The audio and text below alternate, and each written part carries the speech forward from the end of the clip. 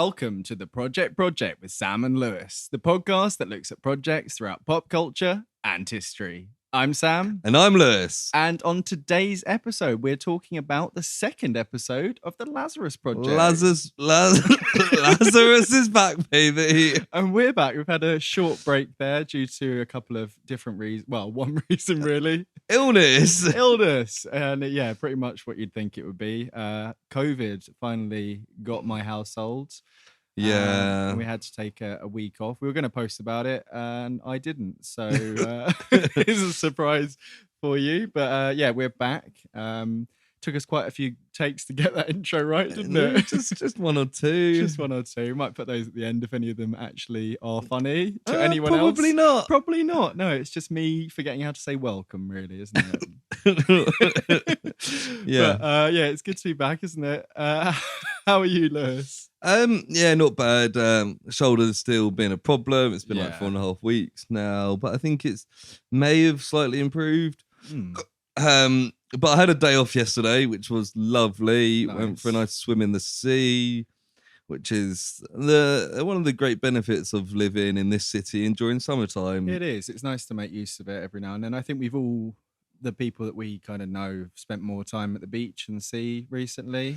Yeah, compared to other, during the pandemic, I was a bit more reluctant because it was still really busy. Yeah. But yeah, I've been swimming like 3 times in the last 3 weeks, and Yeah. it's just nice. Got those swimming hiccups. The haven't swimming you? hiccups, yeah. Nothing to do with our intro at all. But yeah, no, overall pretty good. How are you? Yeah, not too bad. Yeah, like I said, Amy had COVID. I was quite ill, but didn't ever test positive. So who knows if I New strand. ever really had it. But yeah, we've been working remotely, so kind of been stuck in this very room for the past week or so. And in our studio? In our studio, yeah. That's where I just hang out in between. Oh, okay. Yeah. I wondered what the smell was. And I I don't know what to say to that. To be honest. It actually smells lovely in here. The smell of success when you're working hard. Yeah, but yeah, not too bad generally speaking. Yeah. Good, Looking forward good. to the episode. We both watched the Lazarus Project episode 2 about 2 weeks ago, so We did. going mostly off notes rather than memory. Yeah, but it was pushed back a bit because we wanted to do Stranger Things. that's right. And then illness happened, so it was pushed back. But Yeah, we're back for Lazarus. we are. And speaking of Stranger Things, we will be talking about season 4 as a whole at the end in personal projects. And if you want to skip straight there is time codes in the description. Perfect. Just as professional as ever, aren't we? Yeah, I mean, that's the first time I said that, and I forgot what time codes were about halfway through that sentence. Yeah. Space codes. Space But and first time. of all, we have the all-important First section, segment. the one that's going to get us a job on Sky News any day now.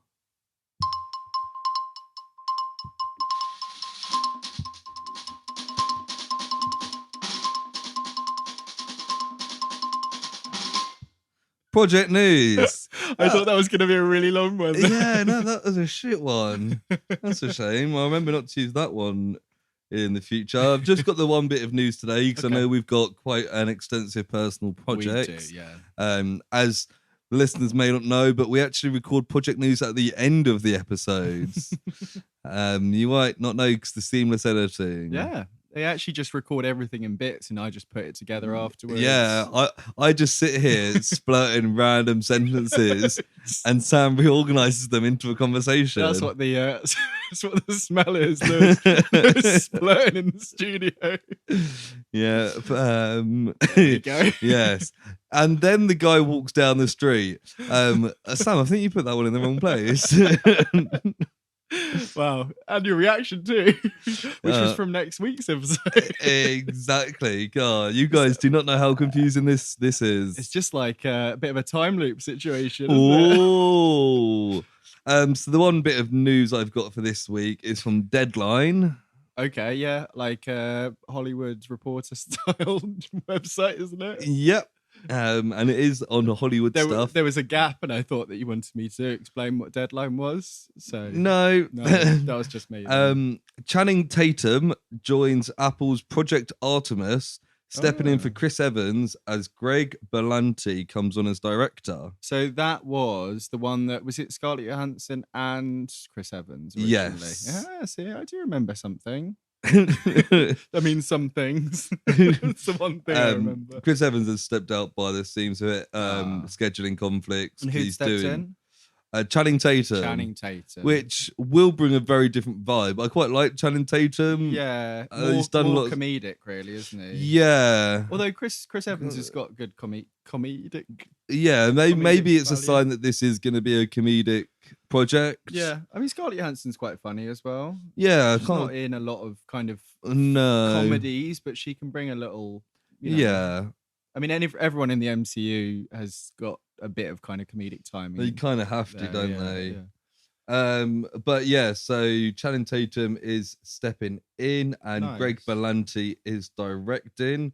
I recognise the name Greg Berlanti, but I can't remember what he's done. I'm going to quickly look him up. Yeah, I was going to do it. Greg Berlanti. Is there any details about plot or genre or anything? I don't know. We probably mentioned it before, but Greg Berlanti did Dawson's Creek. Oh, really? Or some episodes. And some of Riverdale. Two of your favourite shows. Oh, yes. My favourite. We were talking about that before recording, weren't we? We were. But anyway. Oh, it says who's directing it? Greg Berlanti. Oh, it says this article from March says that Jason Bateman was directing it. So yeah, I think that's what we said last time. Yeah. Greg Berlanti's just been announced, so I guess Jason Bateman amicably parted ways with the film due to creative differences. Yeah, that's what they all say, isn't it? So he didn't like it, which it's not really a good sign. But sometimes they do change director and it works out fine. I think Jason Bateman... I mean, I like a lot of his stuff, but I think he's kind of... There was some stuff on Arrested Development where some of the cast were being a little bit horrible to other people, is putting it lightly, and I think he was kind of unsupportive of that. So I don't think he's necessarily a great guy, but I suppose a lot of people in Hollywood probably aren't great guys. I'm not really sure of his directing experience. No. He's good as a kind of deadpan comedic lead. And I've not seen any of Ozark, but everyone seems to love it. He's quite good, like against a more comedic person he's in like a comedy, like a foil kind of for other people. Yeah. I can't think all I can think of that he's in at the moment is Hancock. Oh, is he in Hancock? Okay, he's the guy who's married to Charlize Theron. Yeah. No, I haven't seen Hancock in about 10 years. I think I watched it a few months ago. Yeah. It's still the same. It was all right. First half's good, second half gets a bit dull. It gets very silly. Yeah. Very, very, very silly. First half good, second half gets a bit silly. There may be something else that we talk about soon. Yeah, they are kind of angels. Yeah.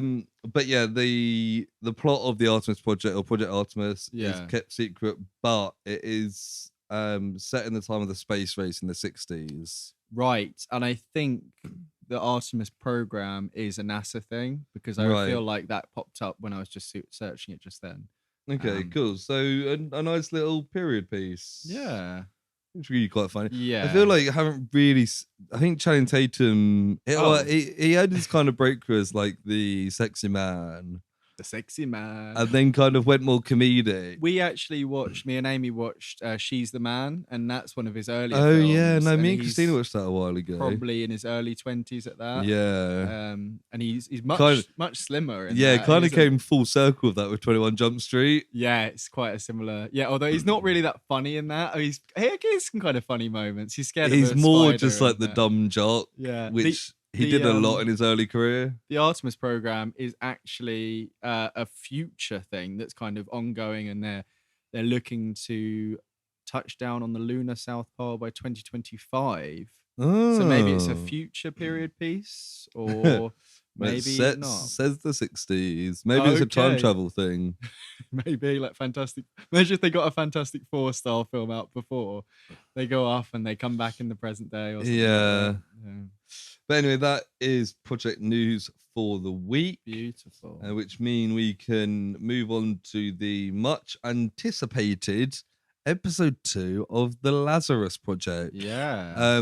So before we go into it, I'll quickly run through the stuff went over last week. Yeah. If you want to know the details in more detail, listen to that. But created by Joe Barton. The lead role is Papa Asidu. Mm-hmm. Also starring Tom Burke, Anjali Mahindra, Caroline Quintin, Charlie Clive, Rudy Darmalingam, Lauren McDonald, Vinette Robinson, and Brian Gleeson. Who we actually see in this episode. Yeah, we do. He wasn't in the previous one. And I don't imagine he'll be in the other episodes. No. This... do you want to have a guess at the IMDb rating? I'm going to quickly go back and check. Yeah, I think the first one was fairly highly rated. After the first episode, the series was 6.2. Right. And the episode was 7. Right. Both numbers have changed. 6.2 and the episode was 7. Yeah. Well, I think this new one will be probably slightly lower, like 6.5. It's 6.9. Okay, so not. But the series as a whole has gone up to 7.1. Okay, yeah. So I feel like that's a fair score. So that far. may imply that because it all came out at once. Yeah. The later episodes may be better, and once people have watched through maybe, yeah, they've rated it higher. Yeah, which is quite promising. That's good. Yeah, I mean, at least it hasn't sunk down to like under 5. Yeah. Considering we're in it for the long haul. We are. Is it 8 episodes? It's 8 episodes. Okay, so we're caught the way through. Yeah. But before we get into it, Sam, do you want to tell us what happened in episode 1? I thought this was coming. So this guy called George, who's Papa Asidu. Yeah. He lived out like 6 months of his life. He was like an app developer. He had a lovely life. His girlfriend Sarah was pregnant and they got married. Yeah. Then like basically COVID-2 came along. And she was about to die, kind of thing. Like she was ill. Does COVID-2 happen before COVID-19 or after? Okay, so COVID-20 came along, and and then he kind of had a Groundhog Day moment. Went back like 6 months or so. Yeah. Then he tried to explain it to his girlfriend. Seemed crazy. Their relationship broke down. She ended up kind of seeing this guy called Carl, who was the PE teacher. Fucking Carl. And he was at the wedding in the original timeline. He was being a bit jealous, and he gets approached by someone from the Lazarus Project. She's called Archie, and she explains the situation. Well, she says, "Come meet me if it happens again." It happens again. He doesn't mess up his relationship this time. Goes to see her. Ends up working for this company, project, whatever you call them. Project would make sense, wouldn't it, for our podcast? And they stop like extinction level events using whatever they can, and last resort is time travel. Yeah. And they go back to a fixed checkpoint on the 1st of July. He starts working for them. He tells his girlfriend that he's working on his app, so she doesn't know, probably because it's a secret thing that he's not allowed to say. We meet a load of people that work there. Bad guy steals a nuke. They stop him kind of by going back. Yeah. Straight after the checkpoint, girlfriend Sarah gets hit by a rubbish truck. So the first episode ends. He's like, fuck, my girlfriend's been hit by a truck. But the bad guy has been caught or thereabouts. So there's no reason in that sense to go back, but he's desperate to turn back the time. Yeah, I think that's a fair summary. And quite a lot happened, really, going back through it. I think more happens plot-wise in that episode than this. Oh, yeah. This one, I mean, I wouldn't say it's not a filler episode, but compared to the two, it is. Yeah. It's a background. I just had a realization. They go back to the 1st of July. Yeah. And they're based in London. So I guess it's midnight Greenwich Mean Time. That's true. Yeah. So why is it based then? Well, yeah. So I guess that's where the machine is. No, but it's to do with the space time. Yeah. Surely they should have done it as like 3:52 a.m. or something. Yeah. So it was a bit more random. Because we know it's midnight because the last checkpoint, he ends up having sex with his girlfriend, going over to the midnight. Yeah. So if she comes back, he will have a nice way of saying hello to, to put it lightly. Yes. Because the time when he did respawn there, as it were, he was very happy to see her because he'd almost been nuked to death. Yeah. I feel like that was a bit of a ramble. It made sense to you, Lewis. Hopefully it made sense to other people. If it didn't make sense, go back and listen to us explain that over the course of an hour instead of we'll try to make minutes. this as much sense as we can if you haven't listened to that, but it will be a more enjoyable and easy listen if you have also listened to that. We want you to listen to that episode, so yeah, we'll keep some things intentionally vague, just so that, you know. So his name begins with G. Oh, G-man. Well, he works for the government now, so kind of. So this episode opens up in summer 2018. Many times in this episode. It does, yeah. And Archie is talking to some guy. Yeah, Irish Brian guy. Gleason. That's right, yeah. And they're like on a roof. Yeah, and we find out is it Russia or is it a Russian kind of I think it might be Russia. It might be Russia. Yeah. And or they're like some sort of Soviet adjacent state. And they're like, what did we do wrong? And then a big alarm goes off. And like missiles fly past them and there's a big explosion. So it looks like back in 2018 there was this big event that they failed to fix. Yeah, because in the first episode, Archie is like, oh, there's been loads of these events. We just stop them all the time kind of thing. And I think she says that in his lifetime, there's been at least 20. But the actual amount of resets, as we find out, is way, way more than that. Yeah, because they may have several attempts at stopping one thing happening. Yeah, and I don't know if this is an exceptional circumstance, but this is... I think this is because she says 2018 was a rough summer. Right, but also that's because of the events of this specifically. Yeah. And how they affect her personally. I actually... was so engrossed in this that I didn't make any notes for 14 minutes. I did go back and skim through it, and I have made notes for those 14 minutes. But if my notes are a bit thinner for this first section... Well, it's a good job you watched it recently. Yeah. I've got Irish Guy and Archie are on a mission in 2018. Yeah. They're not that close at this point. Yeah. There's kind of banter about like, oh, are you trying to flirt with me or something like that? But they don't know each other super well. Anyway, when we go back to the Modern crash day, which we assume is 2022, but it could be 2023. But yeah, and George is at the school having dropped off his girlfriend, who's a teacher there. And he gets the phone call saying, I think we said that last time as well. He gets the phone call saying we got Rebrov, the villain, and that distracts him because in the previous loop round he stopped the lorry hitting his girlfriend. And he's on the phone, and then I think we see kind of the crash again, but we kind of skip to the hospital and she's in a coma.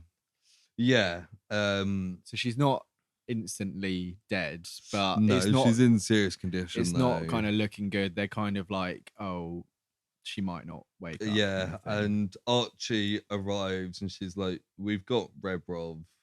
And George is told that Sarah is out of surgery but unconscious. And she's there in a hospital bed and there's not much he can do at this point. Yeah, I think they say just kind of go home and rest and we'll call you if anything happens. But then we go back to summer 2018. But this time not with Archie, with George. And he's with, is it his friends? I think it's his friend, and I think his friend knows George's cousin or brother or something. At first I thought they were brothers, but I think he's his friend, and he's a brother. Cool. And there's a party going on. It's the start of the party, and there's a conversation about some girl that he needs to meet or something. And he's like, she's called Sarah, and we know he goes on to marry Sarah in at least one of the timelines. It flashes back to the hospital, and George is now in the car with Archie, and they're driving back to the Lazarus Project, and they're talking about Sarah. I think they're going back to George's flat because they've given him some time off because he's had a horrible thing happen to him. And I think she's been designated to kind of keep an eye on him. Yeah, she's kind of his mentor. Yeah. She brought him in. But yeah, she was like, she went on a mission that didn't go well. Yeah. And he's kind of getting racked up about the fact that there's some parts of his life that have been undone. Yeah. And it's kind of a weird situation to be in. At some point, we get, it might be in this conversation here when they're back at his flat, but she says that sometimes the timelines that were kind of erased, the memories come back. Yeah. So these party 2018 bits, and I assume as well her bits, are kind of memories that are flooding back. Yeah, because he asks about memories, and they're like, yeah, because I think the first time we see him kind of come to off, and he's in the hospital, and he's like, what the hell's going on, kind of thing. But she says also some memories might never come back. That's just the way it is. But some will slowly come back over time as you get. I mean, realistically, it's just a convenient way of showing us the alternate timelines, isn't it? It doesn't really do too much for the actual plot in a lot of ways. It's a lot of it is, and I'm skipping ahead in a way, but a lot of it is kind of giving background to Sarah and George's relationship. Yeah, and Archie's past. And that's the main thing in a lot of ways. The other stuff is, I think it's good. A lot of it is good stuff, but it's we already knew that they were in a happy relationship kind of thing. Yeah. George is generally worried that Sarah's not going to be okay, but Archie's like, I will support you. And then we see Rebrov in the cell. Yeah, he's being caught. I don't remember when.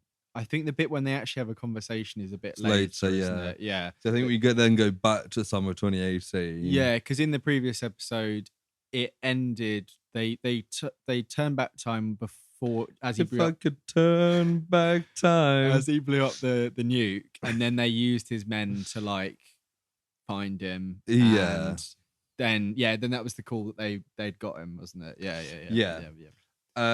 So it's Archie and this Irish guy who are talking to a Russian general, right? In the Kremlin or something like that. Yeah, and they're kind of, they're not really going about it very well, because they're like, we know this is going to happen, we can't tell you why, and they're like, you're being manipulated into going to war. That's it. And he's just like, I don't believe you, kind of thing, and it doesn't work. Whatever. They're then back on the roof, and they're talking about the etymology of diplomacy. Right. I don't remember that.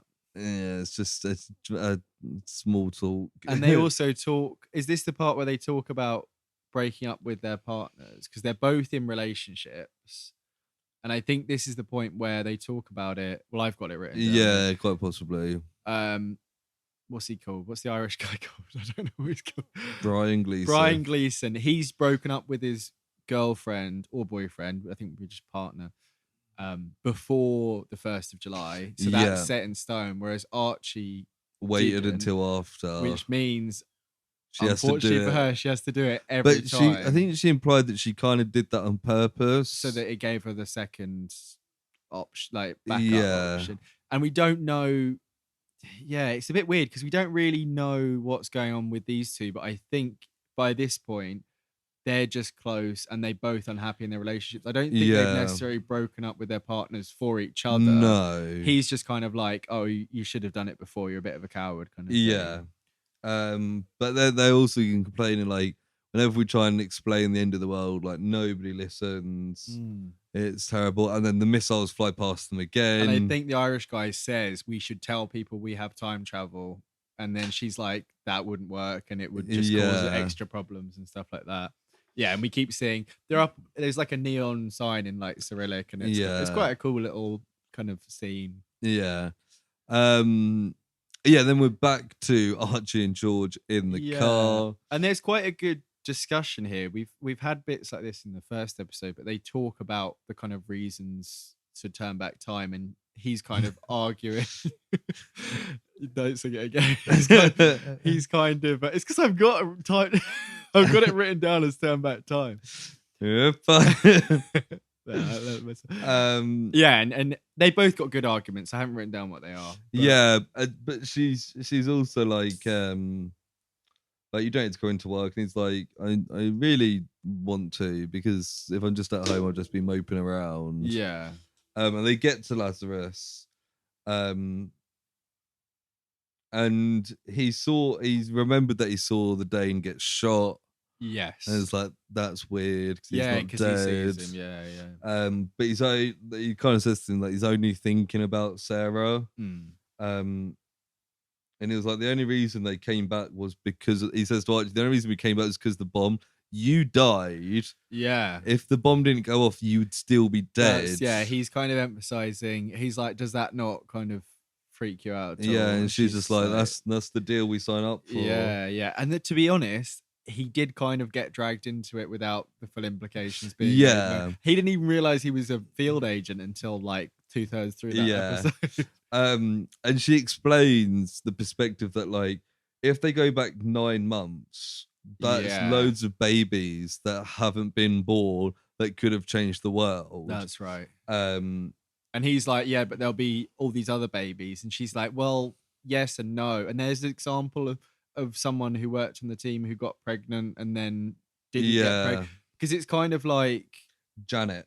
Because of all the it was Janet. Because of the like percentage chance of conceiving each time. That's why Sarah wasn't pregnant in the consequential timelines, because it didn't happen that time. Kind of but Janet got pregnant and had had a baby.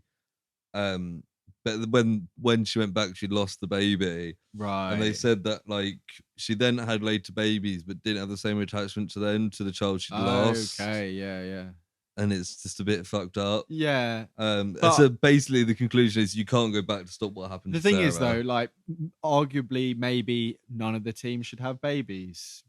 Like, for the sake of the world. Or, like, try and conceive in, like, February. Yeah, but there could still be complications along the 9 months as well. Yeah, but I mean, like, it would mean that by the 1st of July, like...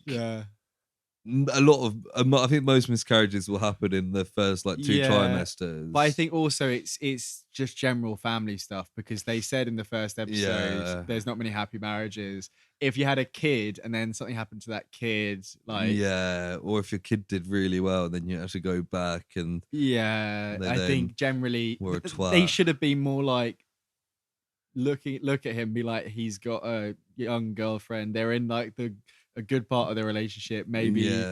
But I guess he was a mutant. He had the natural gift, didn't he? Yeah. And we go back to summer 2018. We do, yes. And this is when I've written. I start to get a little tired of this going back to summer 2018. Yeah, I've got a lot of shorthand here, so we will see how that goes. That was weird. I don't actually have the end part of. Don't worry. Something about a grenade launcher, and then moving in with Archie and the Irish guy on the roof again. Yeah. And they're saying diplomacy is not an option with this general around. Yes. And then they are talking about moving. Yeah, just kind of offhand. One of them asks the other if they want to move in.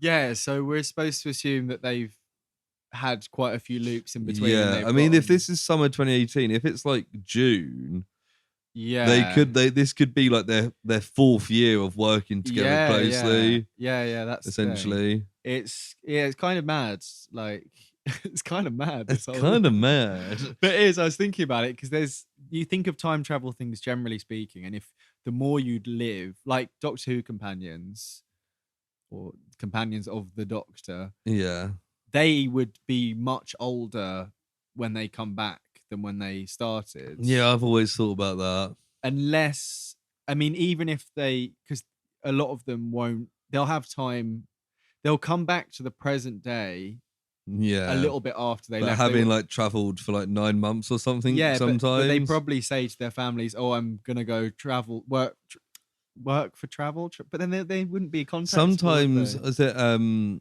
Jenny Coleman's character would like go off for 9 months during lunchtime at the school she worked at. Yeah, that's right. So she'd come back. She'd come back after lunch. She could have like lost an arm. Yeah. Or like even like just got really tanned or something. And then just like Miss, you look really different. What happened at lunchtime? Yeah, because she was a teacher, wasn't Yeah. she? And she came back after something really traumatic, and she has to like teach English. I think she was a maths teacher, wasn't she? I think she was primary. Yeah. I don't know. I think she was a primary teacher. Oh yeah, because there was a whole episode with a lot of young kids. Kids in the woods, weren't there? When the woods took over London. It's like when people talk about the like citizens of the MCU and all the shit they've had to go through. The citizens of the fucking Doctor Who universe. Yeah. Like, but none of them ever seem to remember it. The fucking moon was an egg. Yeah, fucking hell. How would you get over that? And then another moon just was laid by. So I remember by a baby dragon. Yeah. At the start of like in the Eccleston and Tennant years, there like most people weren't aware of aliens because there hadn't been much public stuff and they're keen to keep things quiet. But then there was alien invasions and then constant big alien invasions. And there was stuff like the Torchwood specials that kind of ended Torchwood. Was like real like end of days shit. And there was an episode where there was a T-Rex in the Thames during Victorian England. That's right. And it was like, that would go down in records, wouldn't it? Yeah, it's a kids show. It's a kids show, isn't it? Really? Yeah, that's how you explain that. But yeah, they Archie and Brian decide they're going to think about moving in together. What's the grenade launcher bit? They're walking through the. They're on the roof. And the general gets into the car and she shoots a grenade launcher and blows up the car, killing the general because they think that will be the best chance. But that doesn't work. No. Then we're back at the hospital briefly. Yeah, George with Sarah. And then we're back to summer 2018. One thing I did like, were you gonna say about the music they use in it? Because they have like George Ezra in the party and there's a couple of songs. I don't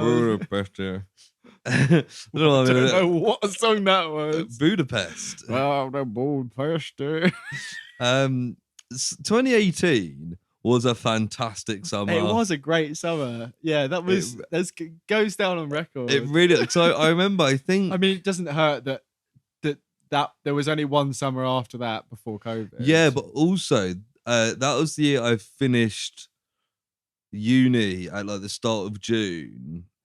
After I did my extra bit. Yeah. And got my loan all come through for the whole year at the start of June. Nice. And there was the World Cup on and it was really hot. Wasn't it Euros? No, it's 2018 World Cup. Where England actually did well for the first time in like 30 years. That was one where we go down to the Concord and watch it. Yeah. And it was really hot that summer. That was really just hot. Like the best summer.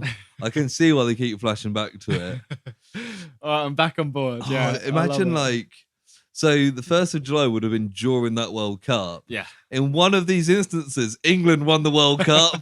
That's maybe true. If I was in charge of the Lazarus Project and that happened, like the Euros last year. Oh, like, easily. England lost. Like, no, I'm coming back. We're going to play that semi-final and final again. Just do a bit of a George at the end of this and just slyly hook up with the terrorist. I don't know if he hooks up with Reznov, but you know what? But yeah, so we're back at the party with George. Yeah. Yeah, they talk about Sarah. Oh, and he's talking to someone outside the toilet, isn't it? Yeah, is it Dobby from Peep Show? It might be. I think it's Dobby from Peep Show. I couldn't tell if it was Sarah or not. She kind of looks could like, I. She's like a bit more of like a emo-ish looking. Yeah, but it's 2018. We don't know what Sarah looked like in 2018. Exactly. And he's having a whole conversation with her. They're getting on well. And he's like, oh, I'm supposed to be looking for Sarah. Is that you? And she's like, no, I'm sorry. Yeah, she's called Hayley. But she starts by playing, hey, do you want to play a game? Is it wee poo or cocaine they're doing in the toilet?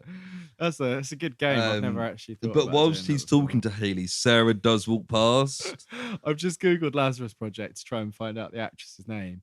And the independent article that comes up top is the Lazarus Project is, and then in quotes, actually very well written. So that's a good sign of good things to come. Yeah.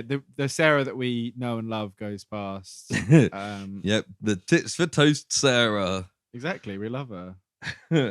What's she called? Hayley. Hayley, yeah. Hayley the Lazarus. It says someone called Madeline Walker, and they don't have an IMDb picture. Maybe she just looked like Dobby.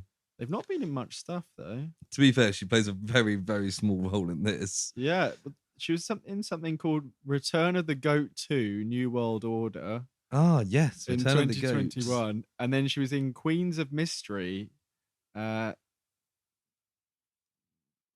young Viv Collins. Oh, a young Viv Collins. Wouldn't I like to see that? But anyway, still in 2018, we're on the roof again with Archie and the Irish guy.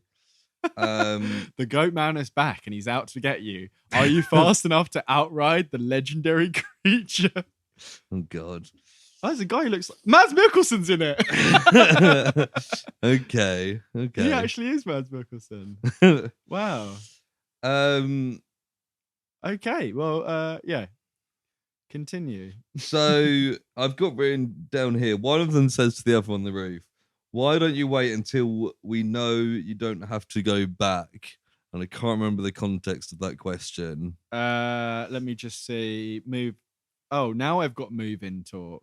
So they do say again then, like, do you still want to move in? Yeah, and I've written, these guys have spent a lot of time together on this mission, lots of loops. So I think at this point, maybe the move in bit before was more of a jokey thing, and then this was more of a serious talk. Yeah. And then maybe someone says, "Yeah, do you wanna just wait a little bit?" But then there's missiles again. Yeah, missiles again. And then we go straight back to the party. With George, and there's a girl called Sarah. Yes. There's some music playing, and she's dancing to it. Very like I don't know, like a girl from like a Zach Braff film. You know, like like a kind of mysterious indie girl who's just like dancing and living like a bit. I was gonna say Manic Pixie Dream Girl, but she's not really that. But, no, I'm thinking of Garden State with Natalie Portman. She kind of But anyway, she's dancing to her music. He goes over and just takes the CD out and puts another CD in. Good party etiquette there, George. Also, they're playing music on CDs in 2018 at a party. Yeah. I mean, Spotify was very much a Respect thing at that the point. queue, George. Cue it. Bloody hell. The amount of discussions we've had at parties around queuing songs. I would be shouting it at people. So, but they're old school, you know? Yeah, they are like older than us. Yeah, and they probably got. I mean, I'd say they've got good CD collections. You've got a pretty massive CD collection. Yeah, I do. That haven't seen daylight in years. You don't want to be. You can't like transition. You know, unless you got CDJ like a 2. Yeah, but even that, it's not really. He doesn't though. No, he literally stops it, and she comes over and she's like, "Did you change my song?" He's like. No. This is like, why are you holding the CD then? And he's like, it was bad. And then she says it means a lot to her or something. And they strike up a conversation. And he's like, it's objectively bad. And she's like, she describes it as collective subjectivity, which is a fun term of like, I think they like talk about like the Beatles. I think they talk about Shakespeare as well. Or Shakespeare, being like, I think it is Shakespeare. And they're like, Shakespeare is considered like objectively good. Yeah. But there's no such thing as objectively good art. It's collective subjectivity where everyone's just kind of agreed they're good. Yeah, totally. I mean, which is a really it is a good point. Interesting thing, yeah. And there's a lot of things like that. The only thing that you can argue against that is the Beatles did. I'm not a massive fan of the Beatles, but it's mainly just because I haven't really put the time in with them. Yeah. But you can't argue. You can't argue that they haven't influenced a lot of Western popular music. And if you like stuff that's come from them, there's a level of appreciation there. Yeah. You know. See, I do really like the Beatles, but you do always get people being like, "Oh, the Beatles are overrated," yada yada yada, and it's like, okay, whatever. Yeah. But it's also the other bit of like, if you don't like the Beatles, fine. Yeah. There's a lot of Beatles stuff, but you, case in point, me, you can go through your life listening to stuff that was maybe influenced by them without ever having to actually listen to them. Like it's one thing being influenced by, but actually liking is another thing. You don't have to like the Beatles. rules. No. So yeah, it's quite an interesting discussion. Mm. And they introduce itself as George and Sarah, and they're like, "Oh, cool." And she says she's training to be a teacher, and we're like, yes. We know she does become one. Yes. Maybe she's a maths teacher. Maybe. Dunno. But then there's a fire. Yeah, someone dropped a cigarette and it managed to set fire to the I don't think flat. it was a cigarette. Well, they say cigarette, and then he talks to his friend, and he was like, and the friend was like, "It was me, and it was a joint." And yeah, George says to Sarah, like, "Oh, I'll see you outside." Yeah. But George goes to get his bag. Yeah. Even though fire safety strictly says leave everything behind and make your way to the nearest exit. You're the fire warden, aren't you? I am. Fire safety officer. Fire safety officer and health and safety officer at my work. Fire safety officer. I had to talk to people today actually about breaking fire safety rules. They had been, because it was getting the hot old and sunny. smokes out in the cigarette. No, they had used a fire extinguisher as a doorstop to hold open the fire pop open the fire door. Oh, that's not good. And I was like, we can't do that for two reasons. Yeah. Fire doors need to remain shut. Fire extinguishers need to be in the correct place. They need to be available, yeah. Wow. Double trouble there. And then they explained to me that a bottle of banana milk had exploded in the fridge yesterday when I wasn't there, and it stank out the kitchen, so they were trying to air it out. And you say, well, you'd rather be smelly than burned. Yes. Alive. Yes. Or burned dead, I suppose it would be, wouldn't it? Yeah. As George goes past to go out, we see the missiles on TV. We do, yeah. So we know that it's in one of the timelines that didn't work out. Someone runs back in because they can't find their cat. Yeah, again, not what you're supposed to do.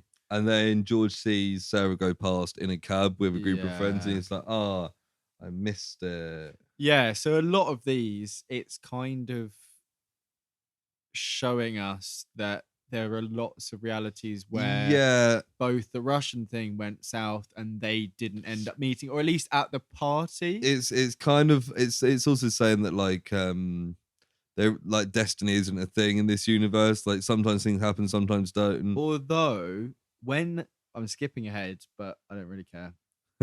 Look at me, I don't give a fuck. Whoa, somebody calm this man down. When they do meet, it's after the party. Like after the party. Is it on the way out or is it another day? It's on the way out. Okay. So I was just saying maybe some of these could have still happened, but yeah, they needed the foundation in the party, I suppose, for it to. And they do always both end up at the party. Yes.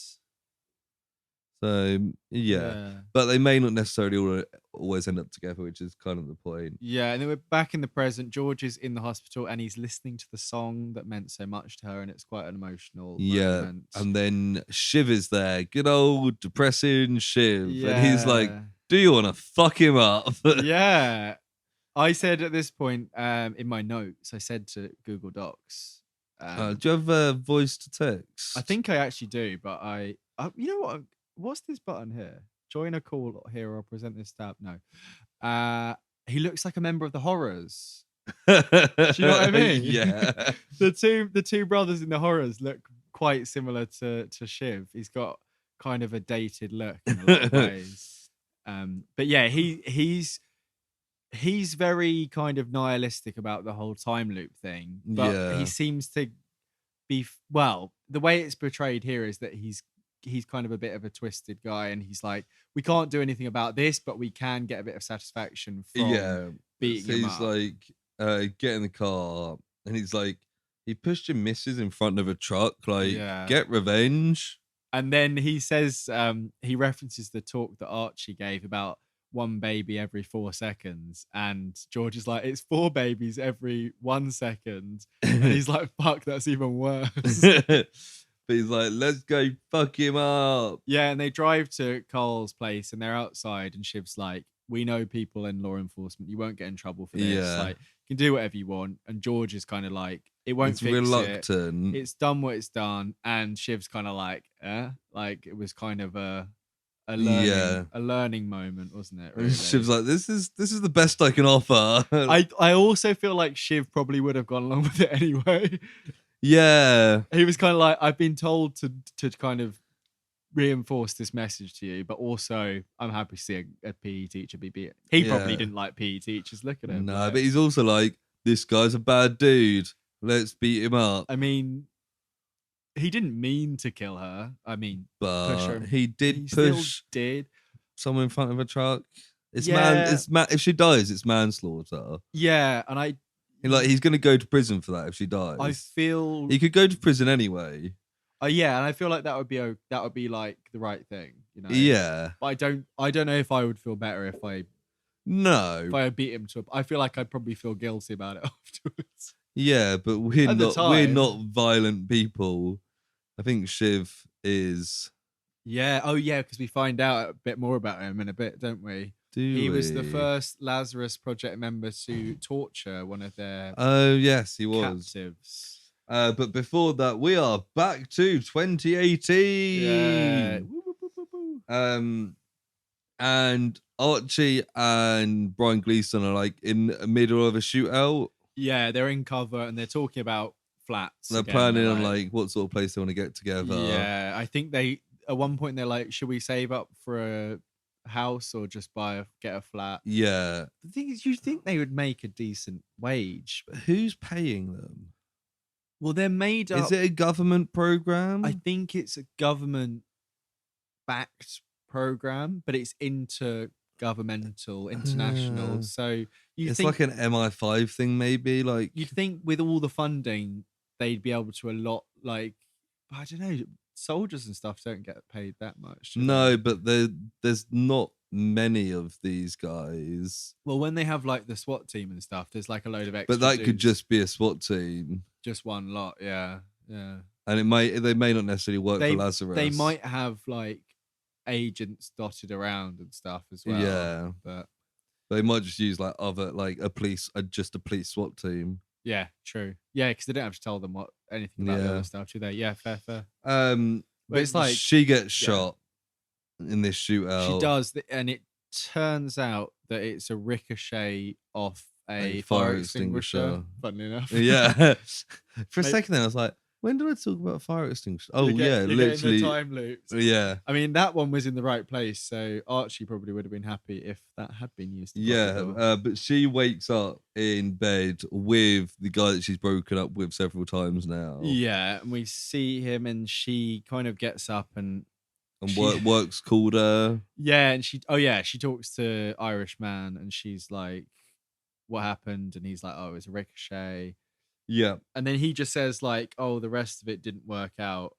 He doesn't give her any details and he says they had to reset. Yeah, it's like, meet at the airport tomorrow and try not to die again. Yeah, and then she goes to her boyfriend, Tim, I don't think I love you anymore. I thought it was Jim. I wrote Tim, but who knows? It's probably Bim. Jim.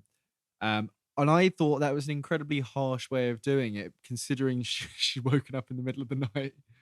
But I guess she's kind of done with the process now, probably. Yeah. You just could have waited till the morning at least, let him get a decent night's sleep. And he was just like, I know. So I guess he knew it was coming as well then. We're back with Shiv and George, who have left Cole's place and have now gone to see Rebrov. Yeah, who doesn't have a Russian accent. No, he doesn't. I kept getting him and Brian Gleason mixed up. Yeah. He's got like a Yorkshire accent. Yeah, despite being called Rebrov. Yeah, I mean, I guess he could have been raised in the UK. Yeah. But it kind of... What's the point of making his surname Rebrov? Yeah, exactly. But... They talk to him. This is the whole torture conversation. He's like, are you going to torture me? They're all bad people here. And Shiv is like one of the worst because he loves torturing people. And Shiv's like, you've killed hundreds of thousands. And he's like, technically, I barely killed anyone. You always turn back time. Yeah. If I could turn back time. Yeah, I was going to say they're trying to question him, but he's not really giving anything because he doesn't care. Yeah, they say something about, he says you sacrifice life to avoid death. is his kind of point.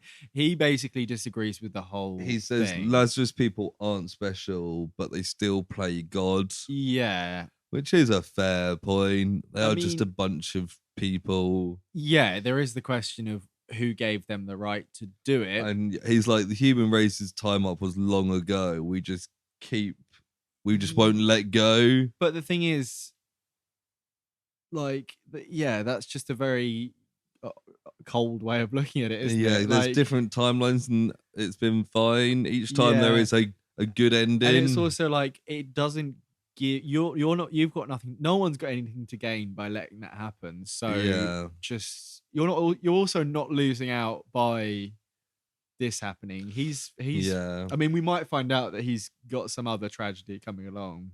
He does say also, I do what I do because there's no one else that will hold the Lazarus Project to account, and you can't hold back the end forever. Right, okay. This kind of his motivation.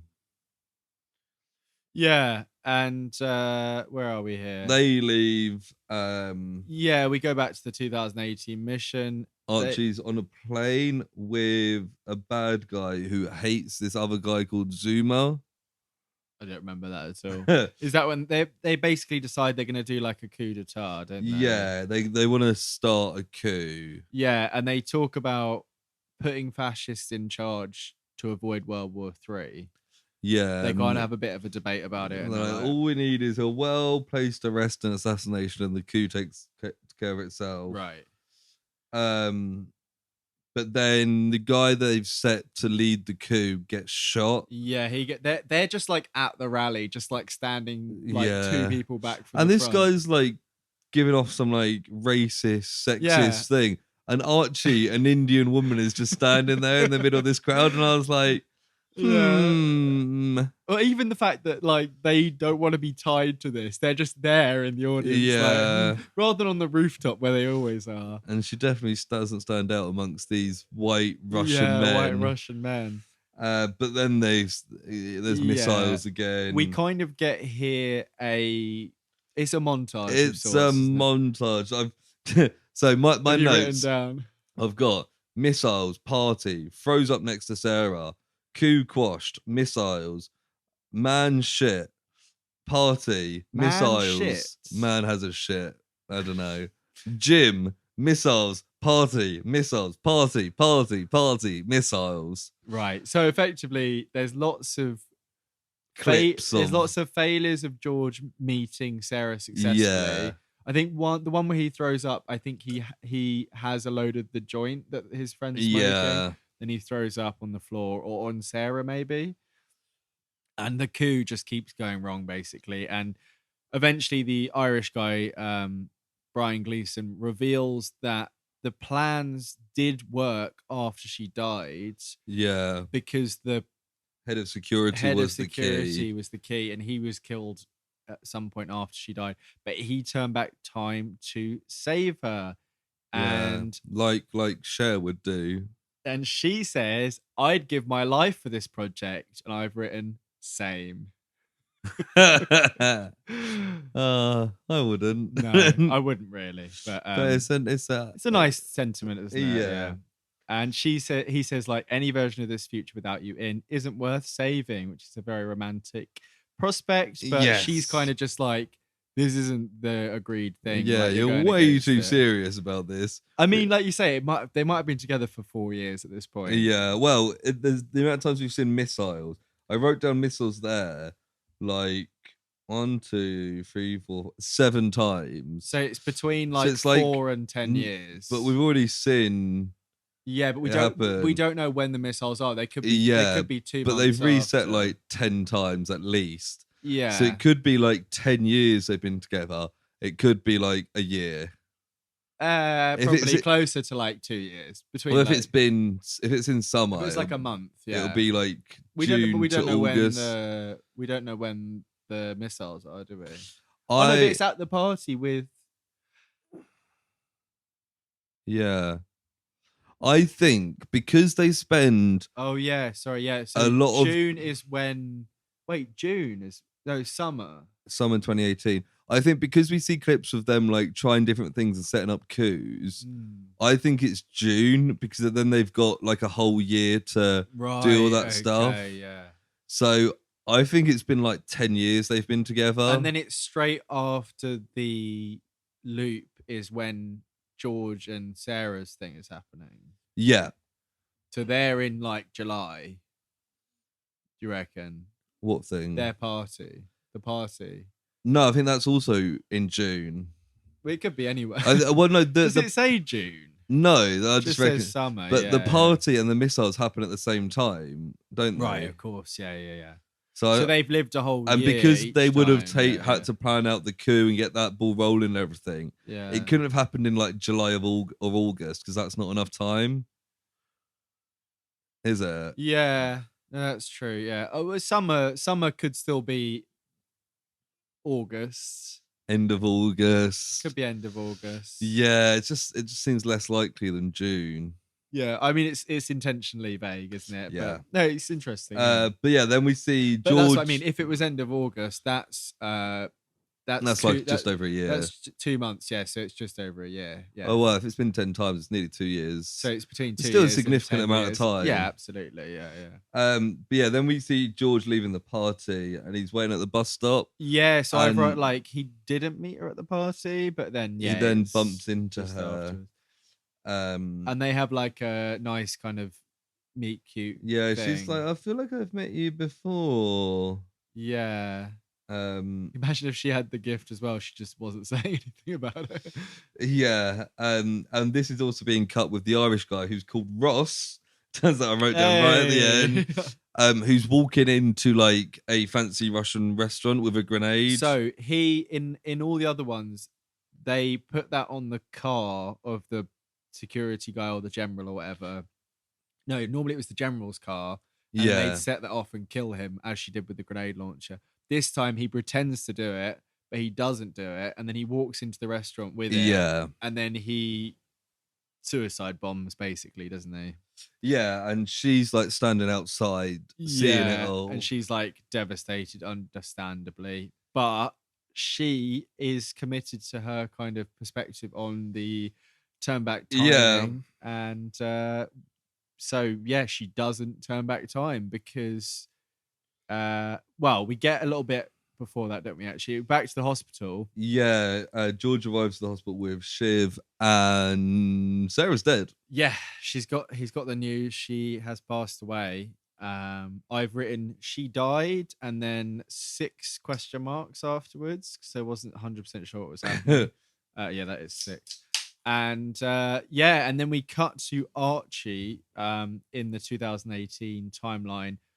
She's really upset. She is, yeah, as I said, devastated. She's in bed. She's on the phone to the leader of the Lazarus. I forgot her name. Mom, Wes. And she is begging them to try again. And she's like, well, it's successful, and we can't do it, basically. And then we see Rebrov, who's still working for them. And he's listening to this, isn't he? Yeah, he's overhearing from like the room outside, and he's like, "This isn't right." And the implication there is this is one of the things, if not the thing, that caused him to question everything.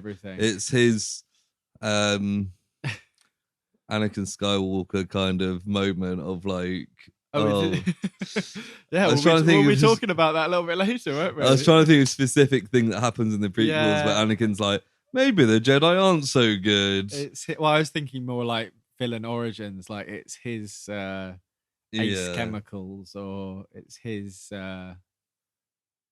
goblin formula. Classic superhero. But yeah, then we get one last bit of George going to see Rebrov. Yes. And he's like, I want to turn back time. And Rebrov's like, I want to turn back. And he's basically saying that like him and Sarah are meant to be together. Yeah, he's like, if this is the timeline that's happening, I don't want it. Like, yeah, he's like, if I can save her, why wouldn't I? And he's seen. We assume that all these flashbacks he's been seeing with us, kind of thing.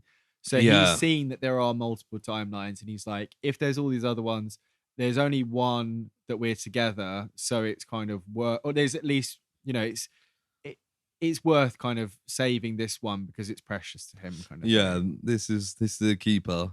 And Rebrov says, "Are you willing to burn down everything?" And he says, "Yes." And then the episode ends, and that is what we were kind of forecasting for this episode, wasn't it? Yeah. I was kind of hoping, as I imagine you were as well, that would be this episode rather than what it was. I was hoping that the end of this episode would be the start of this episode. That's exactly what I mean, yeah. I don't think it was bad, but I think... No. And I would almost... I think if it had been half an episode of flashbacks, it would have felt a bit stilted. It was and weird. just like non-stop flashbacks. I was just like, yeah, I get it. Yeah. That montage came in way too late. I think that could have happened a lot earlier. Well, the thing is, we praised the first episode for flashing through the COVID-20 Yeah, stuff. And then this spends a whole episode 4 years ago. Yeah. Yeah, it did... You know what they should have done? Maybe they did and I missed it, but they should have had like a classic 2018 summer banger each time it went through, and we could have been like, hey. Yeah. Like Dua Lipa, Calvin Harris, One Kiss wasn't played once that whole time. Was that 2018? It definitely was. Okay. Because I got drunk and bought the vinyl copy. Oh, okay. I remember. But yeah, I feel like...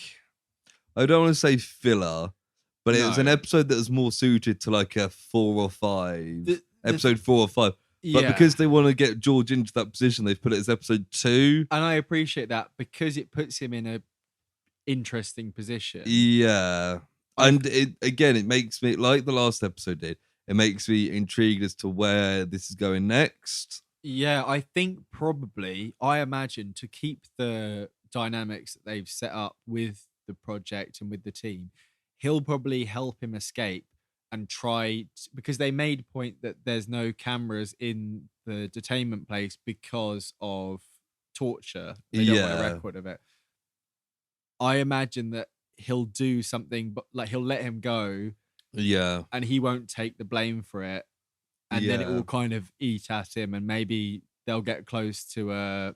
But if they have to turn back time, then he'll be happy. Exactly, yeah. I rather than him going full bad guy and helping Rebrov, which I don't think he will. No, and it's not part of his character. He doesn't agree with Rebrov. He just wants Sarah back. No, exactly. I mean, either way, it's interesting, and it's what we wanted to happen. I guess it was kind of obvious in some ways, but I'm glad they went with that. Yeah, and I am looking forward. I'll probably watch the next episode soon, even though we're not recording it for a couple of weeks. Yeah, because we've got 50th next episode. Is that right? Yeah, this is episode 49. Sorry, fans of the Zeta Project. I know. But we'll do it for 59, I think. Yeah, we've got enough Lazarus to keep us going until pretty much then, with something sprinkled in the middle. Yeah, exactly. Yeah. But do you want to give a rating for this episode? Yeah, I cannot remember what I gave the last one. I think I gave it a 7. I think I gave it a 7 as well. To be honest, I know it had its issues, but I'm gonna probably go with like a 6. I think it was all right, to be honest. I was gonna go with a 5. Yeah, I was tempted with that. Like, I didn't hate it, but it's just a bit boring. I think so. What happened? The reason why I forgot to make notes for the first 14 minutes is because I said to Amy, you found it so gripping. I said, I'm going to be watching through these weekly, so you might as well get on board now. So she watched the first episode. I was dipping in and out while making dinner, and then we just rolled straight into the second episode. Right. And it was only literally, like I say, 14 minutes in that I went, shit, I haven't made any notes. And just started from there. I did mention it to Christina because she loves like time loop stuff. Yeah, but we just haven't found the time to watch together, so I've just been watching it. It's got that kind of Agents of S.H.I.E.L.D. vibe. Yeah.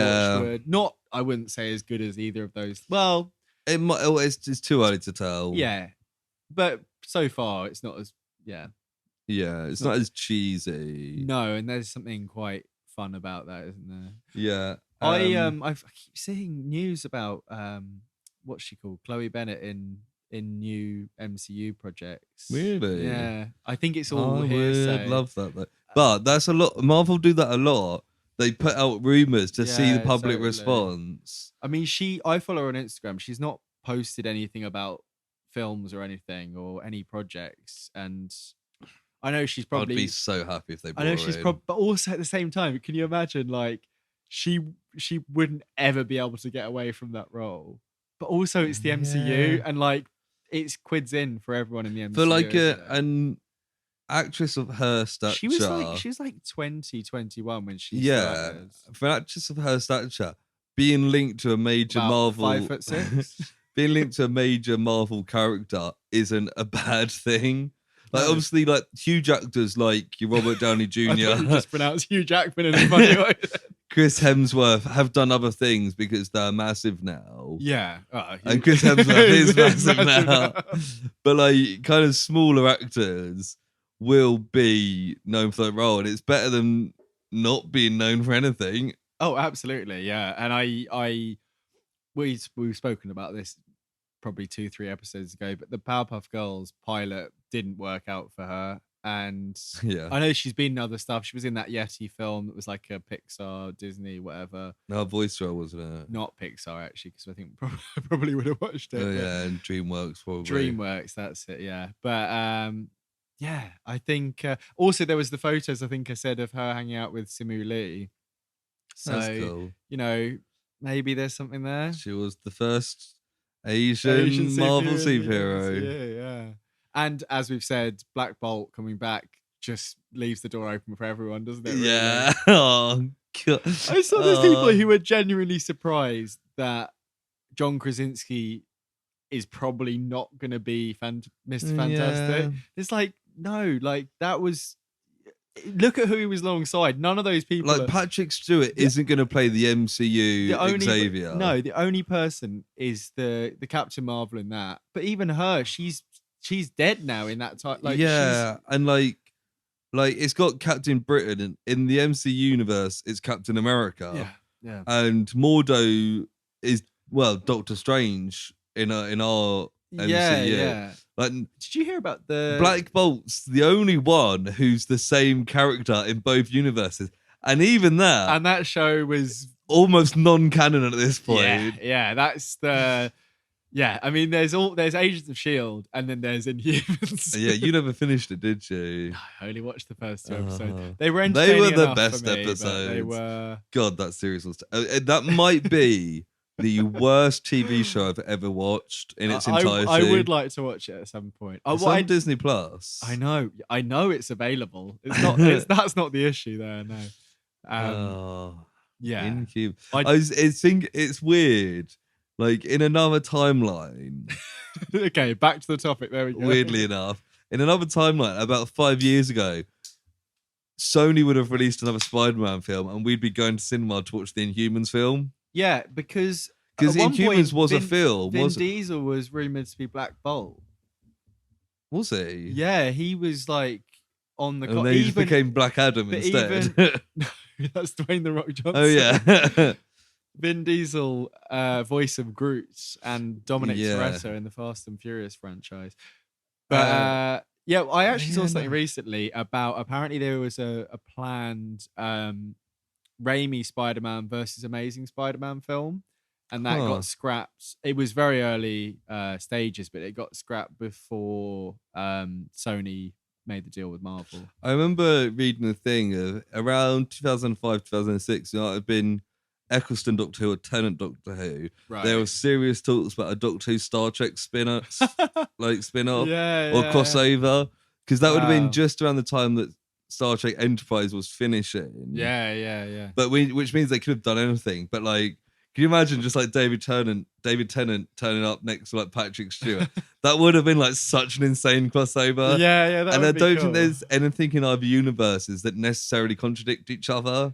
You could just say that the Doctor hasn't been to that period of human history. That's why we haven't seen it. Yeah, there'd probably be a couple of episodes, but you could explain it away by being like, those space people he hung out with were in a fringe group that were unrelated to the Federation. Given like the sort of thing they are, I think it would really work. I don't think it will now because there's so much like intellectual property and money. Oh yeah. If you want to have a crossover, it has to be a huge thing. Like, as big as Doctor Who is, it's owned by the BBC at the end of the day. I don't. Yeah, but especially if funding, TV license wise goes south for them, I don't think the BBC would be opposed to renting out fucking anyone that they own. Maybe. Can you imagine BBC just start shilling out Doctor Who for like everything? He's in the X-Men. He's in Fantastic Four as well. There's 2 different Doctors in the Marvel universe. Can the Doctor travel the multiverse?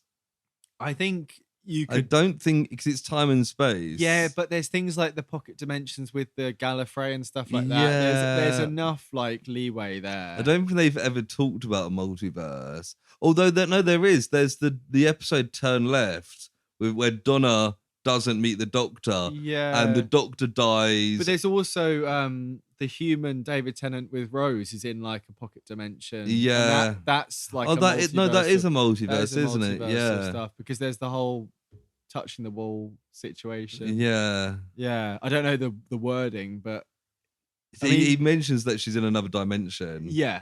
So that is multiverse. Another dimension. Now, don't you? I think we've gone off on a bit here. I know that was a good 10 minutes of nonsense. I feel like we should do some mini episodes where we don't have any topics. Till I mean, eventually we'll run out of projects, and then we'll just we won't. We'll just be the blank projects. By then we'll be big enough that we can just put out 10 minutes of us chatting nonsense, and it'll 10 minutes.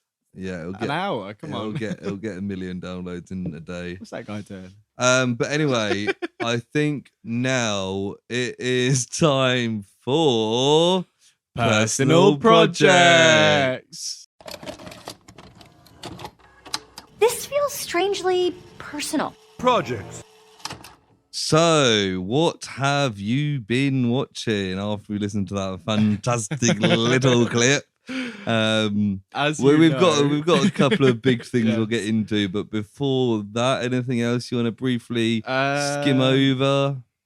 Not really, to be honest. There's stuff I can save for another time. I've been watching Ms. Marvel, but we haven't watched the last episode yet at the time of recording. Yeah, so we'll do that next time round. I watched a film on Disney Plus called The Princess, which was kind of like a medieval John Wick starring a princess. It's quite entertaining, about an hour and a half. Good fun. Nice.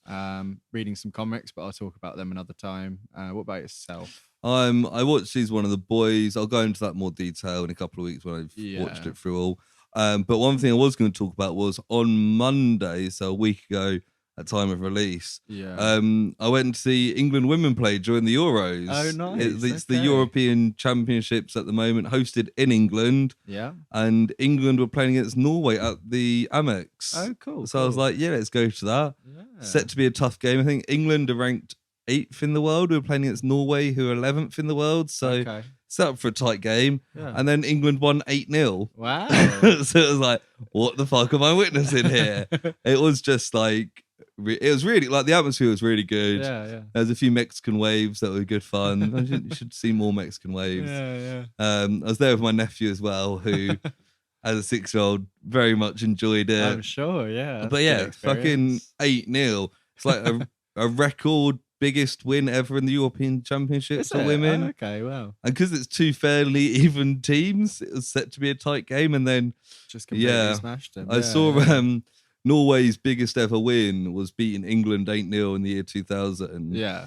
And then their biggest ever loss is now losing 8-0 to England. Wow. But yeah, it's good. Symmetrical. And, it was fun that it was just down the road. And yeah, that's nice. I think the women's Euros are getting a bit more coverage this time round. It probably helps that it's in England. Yeah, I'm sure that will help a little bit. But people are getting more into it. And it's kind of caught the eye of a lot of people, especially with that result. More of an equal competition rather than a secondary. So I'll be keeping an eye on that as the tournament progresses. I think England's next game is actually at the Amex as well. Oh, okay. Although already sold out, obviously. Yeah. Did you have tickets to that a while ahead? Yeah, so we got tickets for that game like 6 months ago when they first. And you had to it was like a lottery. Yeah. Put in. But yeah, it was good to go. And I've never seen the England men's team play, so seeing the women more than made up for that with that result. Yeah. And it was like, these players are really good. It was a very satisfying performance. So very good. Yeah. Nice. Thoroughly enjoyed that. Nice. but I also finished watching Obi Wan Kenobi. Okay, there Finished we go. a while ago, but yeah, I finished it. I think about a week ago now, maybe a little bit less than that. Right.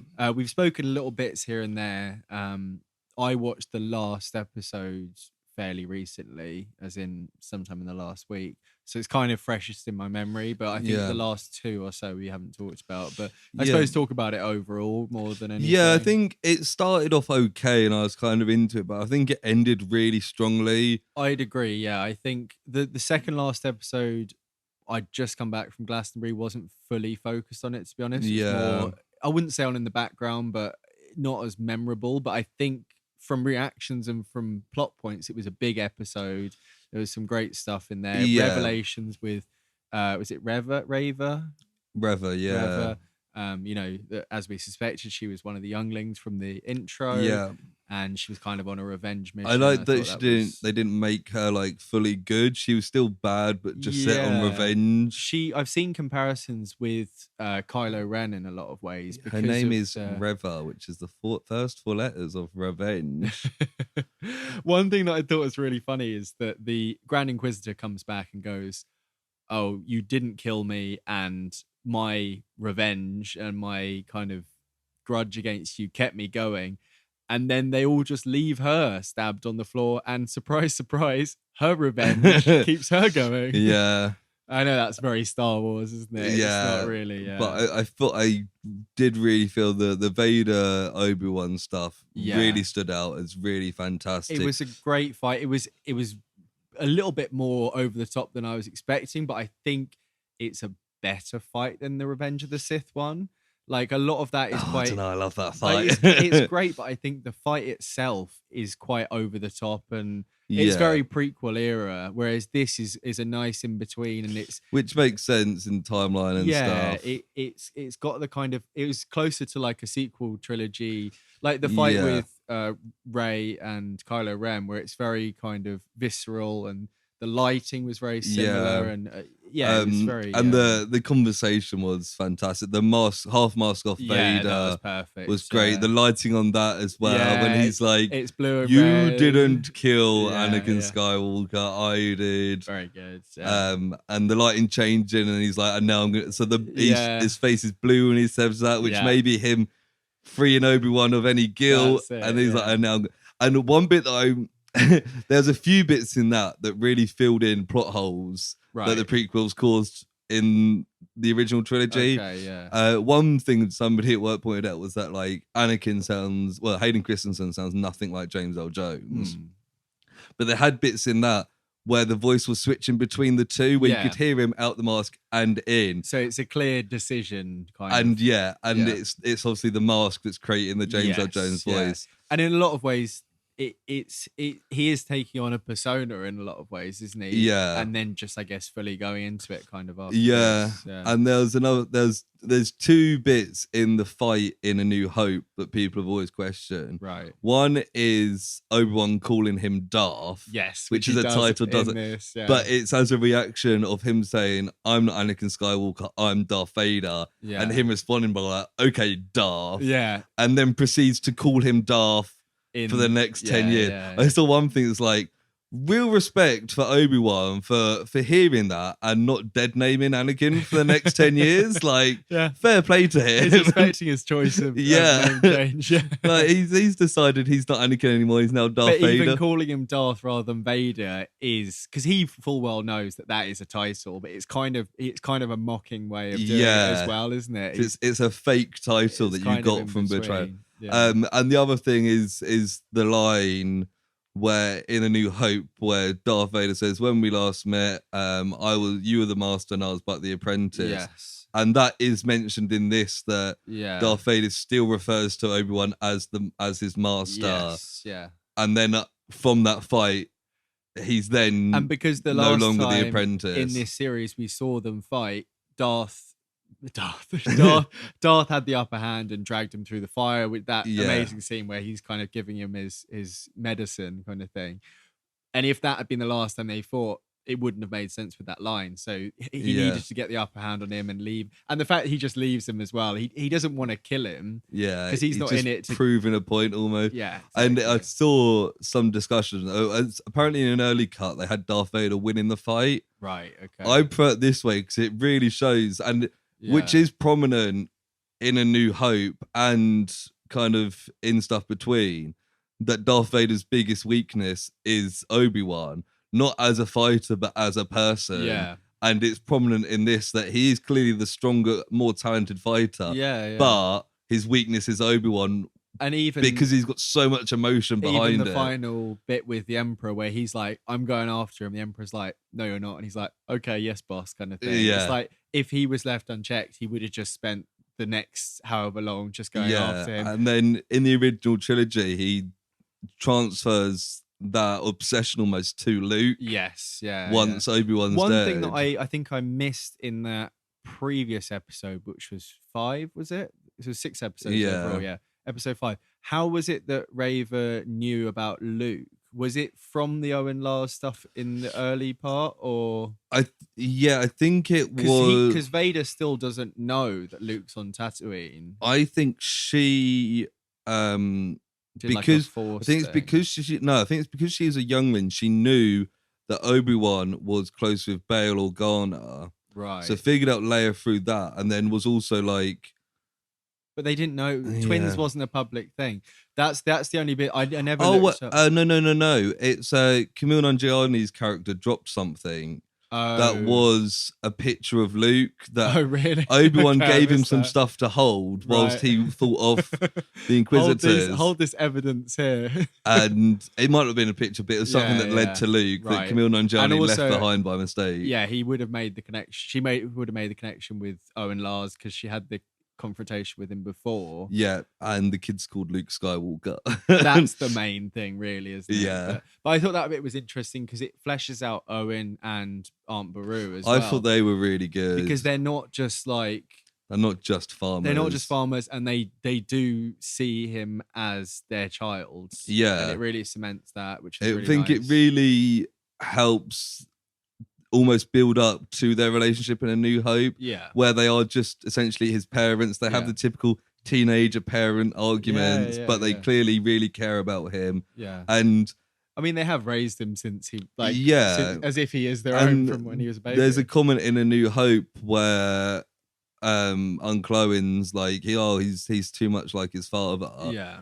And that comes up through this where he's like, who's Owen to other people? He's the half brother of someone. So he's Anakin's half brother because Anakin's half brother. Yeah, because after Phantom Menace, Owen Lars' dad bought Shmi Skywalker as a slave and then fell in love with her and freed her and then had a child. And that's what we find out in Attack of the Clones. It's been 10 years. Yeah, I didn't really ever look into it as with the... So he's Shmi Skywalker's son. Yeah, so it is relation to that, yeah. Because I remember because at one point in this series, Obi-Wan mentions that he had a brother. Yeah. And I know that's probably opening up for future things. Definitely. Yeah. So at least some point in the next 30 years. But it's interesting because Obi-Wan would have gone to the Jedi Temple as like a toddler at most. So he wouldn't have ever really known his brother. No, that's the thing. And it could be not anyone, but it could be someone that we know, but more likely... Mace Windu. Could be.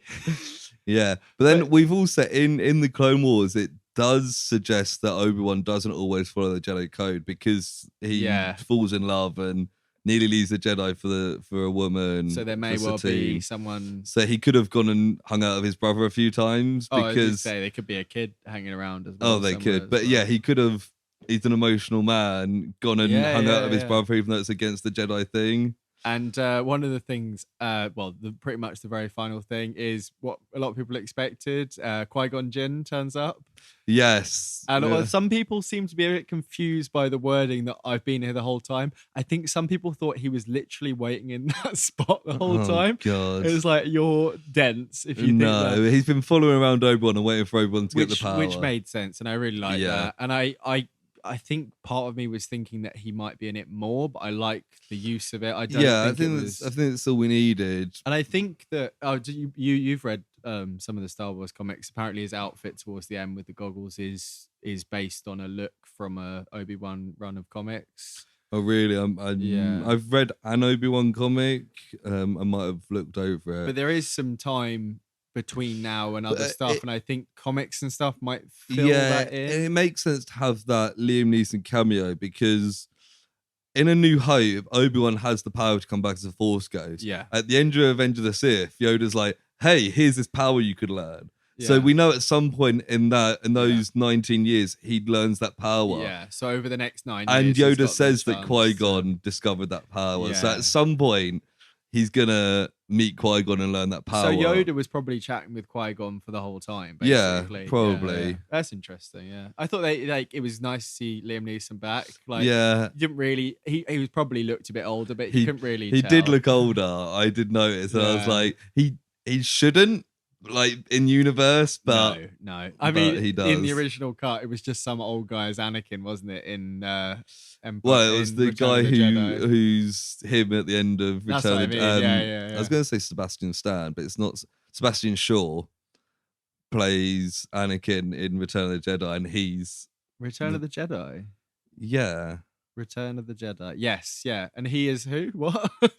he's the unmasked Vader, and he's the original. Oh, and Force he's the ghost. Unmasked Vader as well, right? Yeah, so it made sense if you saw it in 1983. I mean, he looks so different that it would be hard to. Yeah, but they've redone it as Hayden Christensen, which I'm a nerd about. Because on one side, but it's kind of like when you go to heaven, you're the best version of you. Kind of thing. And it is like that. That was his look when he died as a Jedi, because they've made it clear Darth Vader killed Anakin. That's when Anakin Skywalker died. Yeah.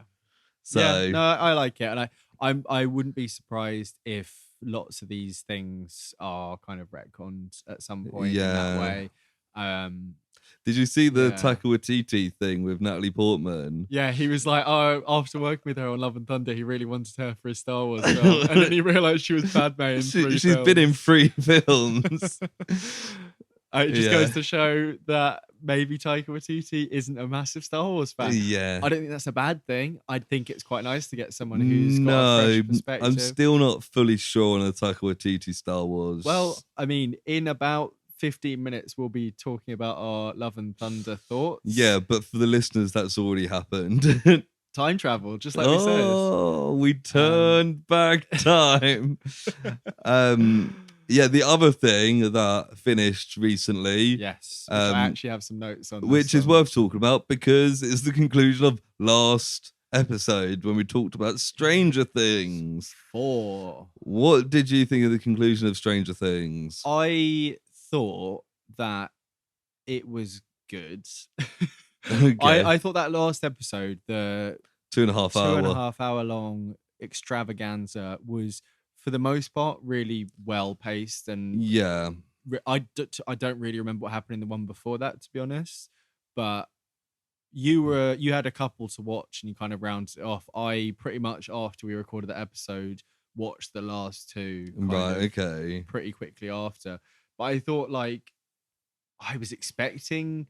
I think I said that Eddie was maybe on the cards for dying. Yeah, I think you did, and it does make sense. It does make sense. It was.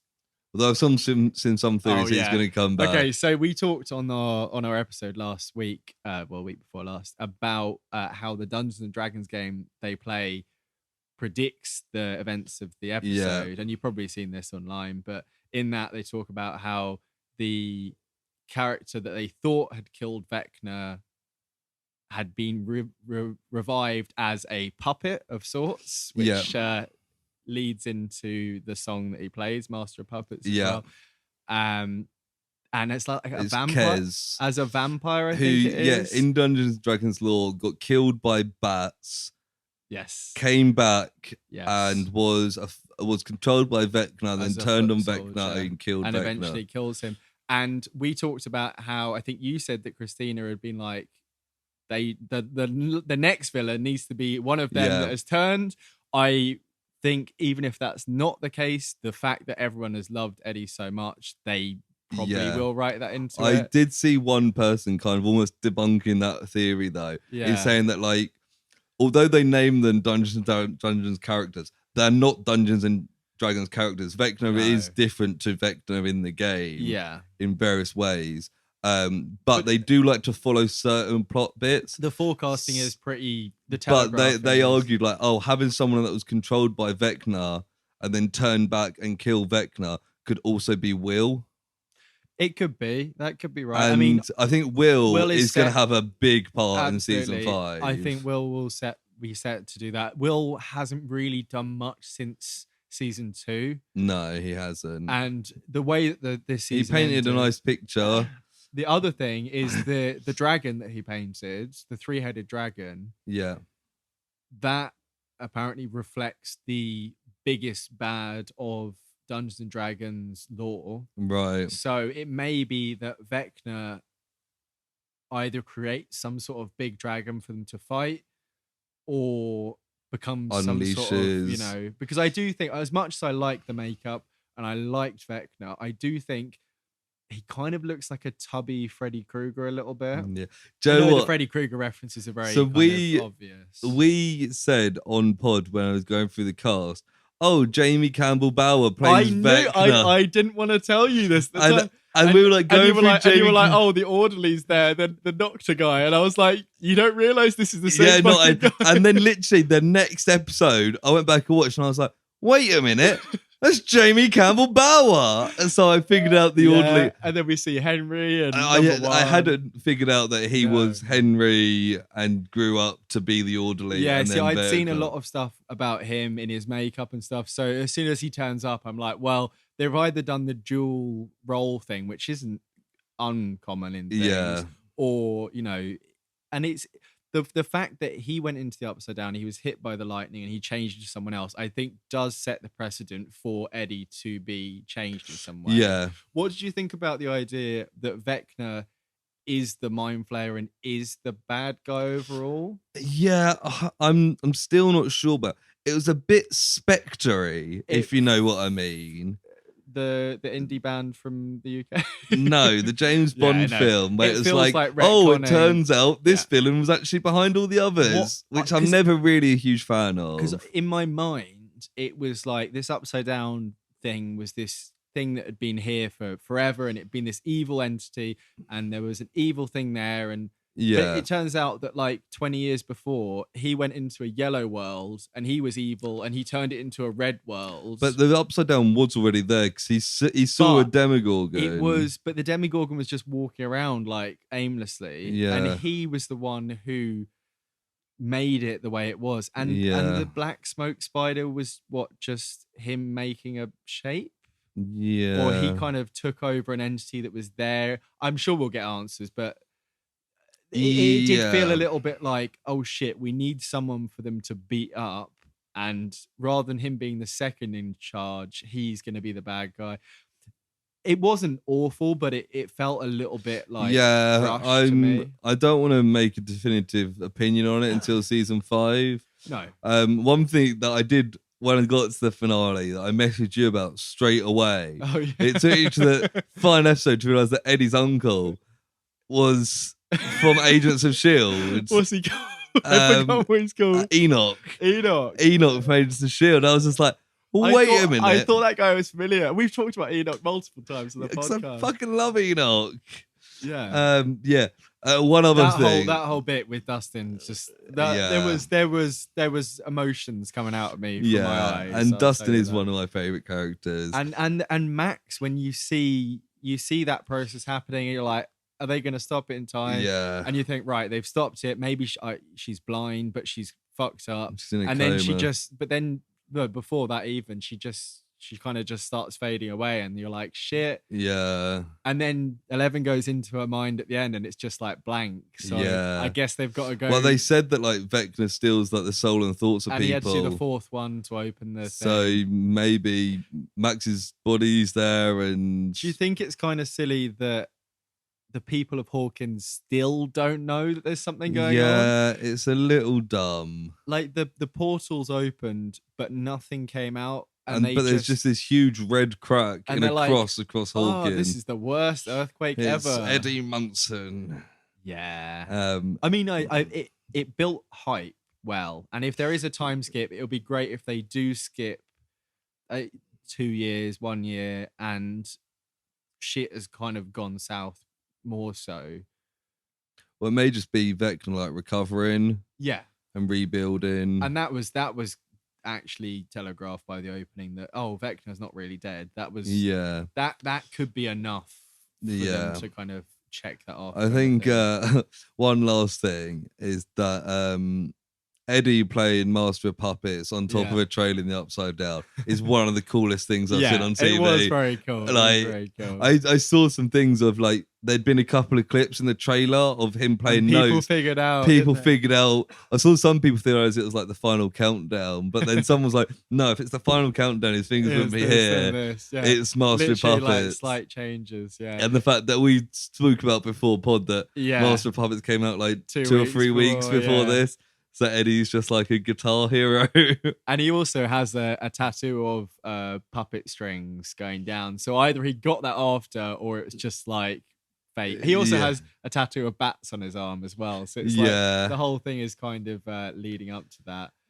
Eddie was great. Eddie was great. Steve is still my favorite character. Steve's still good. Jonathan was pretty useless. Jonathan, he was like, "Is my brother gay? I'll just say that I'm here for him, and then we'll not talk about it." That whole crew didn't do much this season. No, part of me feels like it feels like a COVID thing, and I know that filming was disrupted by COVID, but I don't think it was. I think it was split everyone up for this season and then have everyone back together. Yeah, and I think it was we've got the main thing going on. We've got the main people that are fighting the main thing. Yeah. But we don't know what to do with the rest of them. And it's like also like 11 can't be there because she would have solved it too easily. So they had to then take loads of people away to be with 11. I also thought like the Joyce and Hopper stuff. It could have been cut and not make much difference. Fun, and I liked like he fought a Demogorgon with a sword at the end. It was a bit silly. It was a bit silly, and the fact that he was like, "I know that your last boyfriend got killed by these demo dogs, but I'm gonna run in there. It'll be fine. Don't worry. I'm gonna run in there and run back out. There's definitely no other way of doing this. I'm gonna relive your trauma just for the sake of it. Yeah, like there was other ways of doing that." Yeah, I think that whole plot line wasn't that important. Hopper's like, I'm pretty sure something important's happening on the other side of the world. So if we do stuff, it'll probably help. Yeah, I can't remember what they do. They burn the cloud, the mind flayer had gone into all the demi-dogs and demigorgons. Yeah. And so by killing them with fire, they were hoping. And you did see Vecna like it did have an effect, but yeah. But generally, I thought it was good. I think it's the best season since season 1. Yeah, I think that. Yeah, I think it's better than 3 and 2. I think we talked about last episode whether they were going to do, the lengths of the episodes, length of the series. I would be very happy with like 3-hour long episodes. I still reckon they'll do 8 again to keep the pattern. I think it was 9. But no, season 1 was 8, season 2 was 9, season 3 was 8, season 4 was 9. So maybe 8. I mean, I don't think they... But they might still spread them out a bit more as we discussed. And make them longer. I heard recently that a lot of the VFX weren't finished for the last 2 episodes until the morning they went up. Really? So as much as we were talking about it was a conscious marketing decision, I think that's worked for them, but I don't think that was the reason why. Wow. I think do 2 a week for like a month. Yeah, because it'll have people constantly talking about it. Really, that's the main, and there's loads of people talking about this. And online. like, as much the main I issue like with Netflix, as much I like to just binge through a series. Yeah. Well, The Boys that you mentioned, they dropped it in 3 parts, 3 threes, and people are still talking about it 3 weeks later. Yeah, a month later. And like things like all the Marvel stuff. Yeah. And Star Wars stuff. You watch every week, and you don't like it. but you talk about it more. Absolutely, yeah. And it creates more like theories because the people who make theories are the big diehard fans who analyze everything. Or the annoying guys with podcasts. Yeah. And they're also the sort of people who, if it all came out at once, would binge a series in one sitting. Absolutely. So they wouldn't be making theories as the season progresses. Yeah. It's the people are more aware than ever with the Morbius, with the Gentle Minion stuff. Meme marketing is as important as real marketing. I even remember like when Game of Thrones was out, going through episode discussions on like Reddit and stuff after each episode, and everyone theorizing about what's going on. True Detective back in the day, I used to go on Reddit. That was the first thing I used to follow on Reddit because it was so interesting. That was a series that I binge watched in one night, and I was there. You were. I'm pretty sure I'd work in the morning as well. That was good fun. I feel like we kind of lost a little bit of momentum in the middle there. Oh, definitely. I think I might have missed the last episode. or one of the last. I think second last. We were, taking beer and outside breaks. Yeah. Yeah. But I think that is just about it for the show. Lots to talk about. Before we end, next week is our 50th episode. Yes. Shall we save what we're doing? Make it a nice People surprise. Might be able to do a bit of a swat up. Yeah, so it's something slightly different to usual. Yeah, a bit of an experiment. Really. I'm quite looking forward to it. Oh, I'm not at all. I think it'll be fun for people that have dipped in and out and people that have listened throughout the pod. So it should be a fun little experiment. So join us for that special 50th episode. Who would have known a year ago that we would have got to 50 episodes? What we can say is that it will be touching on every episode so far. Yeah, we won't be covering anything new. We won't be covering anything new. It will be a retrospective of sorts. Yeah. And it's something you can play along with at home. Yeah. If you fancy... Sit down with a piece of paper and a pen. That's it, yeah. If you fancy playing along, you're very welcome to. If not, you can just hear how little we remember about our own podcast or how much we remember. But generally speaking... we'll figure out about halfway through why other podcasts don't do this, because it exposes them as people who don't remember their podcast. Yeah, no, absolutely. And if you do want to kind of, like I say, swat up, you're very welcome to go back and give all our episodes another listen. Put you in a fighting chance for the top prize. Top prize. If you can prove the that you got 50 out of 50. Oh. We may have given it a little too much away. Yeah. Anyway, so thank you for listening, you specifically. If you enjoyed it, get onto your podcast listening app and give us 5 stars. Always appreciated. Or you can get in contact with us directly, can't you, Sam? You can at the projectpod@gmail.com. You can send us a little or large email. You can send us some project stories of your own, some recommendations for topics to cover, or some healthy and positive criticism. Yes. I say that because we are very, very thin-skinned and we cannot handle any negativity. All other socials are in... All other socials? I don't think email counts as a social, does it? All socials are in the link tree in the episode description. So if you fancy following us, you can follow us on Instagram, TikTok, Facebook, Twitter, probably some other ones too. Or you can just search for the Project or the Project Pod on any social media and see if we've got an account there. Ivana Trump has just died. Really? Donald Trump's first wife. Oh, right. First wife, yeah. The mother of Donald Trump Jr., Ivanka, and Eric Trump. Weird. Yeah. Well, that timestamps it very well for you all there. Does. And that is a nice ending, I think. Well, I don't know if... It's an ending. It's an ending. I don't know much about her, so I don't want to disparage her. But rest in peace, Ivana Trump. Yeah. And thanks for listening. Maybe Donald Trump will turn back time. Right. See you fuckers tomorrow. Bye. Bye. I'm just gonna leave it on, and I'll just get through it. Okay. Welcome to the Yeah, I'll just leave it and I'll get through it. I will. Well. Well. I can't talk properly. Okay. Used to do my vocal warm-ups, I think. What?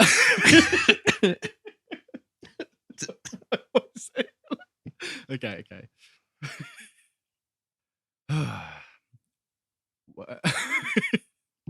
Welcome to the Project with Lewis and Sam.